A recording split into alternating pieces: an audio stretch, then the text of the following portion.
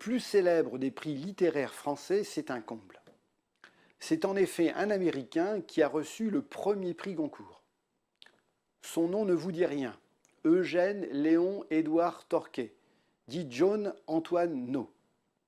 Il a 43 ans et vit dans une modeste maison de Saint-Tropez, qui n'est encore qu'un anonyme port de pêche, lorsqu'il apprend le 21 décembre 1903, en pleine nuit, par un télégramme, que son roman naturaliste, on dirait aujourd'hui réaliste, intitulé Force ennemie, écrit en français et qui parle beaucoup de la mer, vient d'être choisi par 6 voix contre 4 pour être désigné comme le premier prix Goncourt de l'histoire.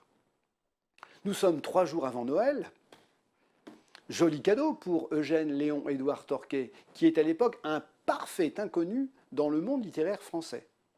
Ce qu'il ne sait pas, c'est que ses écrits, publiés dans la Revue Blanche à Paris, ont été remarqués par les 10 jurés du prix Goncourt. Un prix créé 7 ans plus tôt par Edmond de Goncourt et qui entend récompenser des auteurs d'expression française, auteurs notamment de romans naturalistes, une forme littéraire dont la figure de proue en ce début du XXe siècle n'est autre que Émile Zola, l'auteur de l'Assommoir. Récompenser les auteurs naturalistes n'est pas anodin pour le tout jeune jury Goncourt.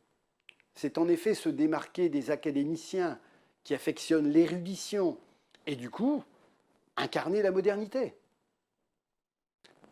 Eugène Léon Édouard Torquet n'ira pas chercher son prix chez Drouan, le restaurant parisien qui accueille chaque année depuis 100 ans le fameux déjeuner du jury Goncourt, au terme duquel le lauréat est désigné. Il enverra son frère pour récupérer le confortable chèque remis au vainqueur, 5 000 francs or. Aujourd'hui, la somme remise au prix Goncourt n'est plus que symbolique, 10 euros.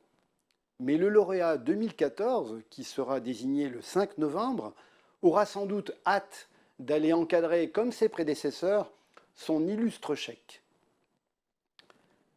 Le roman du premier prix Goncourt, Force ennemie, n'aura pas beaucoup de succès, et la notoriété qu'aurait pu lui donner le prix n'aidera pas Eugène Léon Édouard Torquet à vendre mieux ses livres.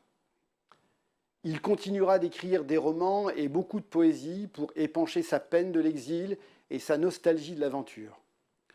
Son père avait en effet émigré aux États-Unis dans les années 1850, au moment de la fameuse conquête de l'Ouest. Il y avait fait fortune avant de mourir du typhus. Et dans ses dernières volontés, il avait recommandé à sa femme de ramener en France ses 3 enfants en bas âge, afin qu'ils puissent, eux, recevoir l'instruction grecque et latine qu'ils n'avaient pas eue. C'est ainsi qu'à l'âge de 7 ans, Eugène Léon Édouard Torquet, notre premier prix Goncourt, avait quitté les rives du Pacifique et le soleil de la Californie, où il avait été naturalisé, pour rejoindre les brumes du Havre. Il repose aujourd'hui au cimetière marin de Tréboul, dans le Finistère, citoyen américain de parents français, le regard porté vers la mer qu'il n'a jamais vraiment quitté.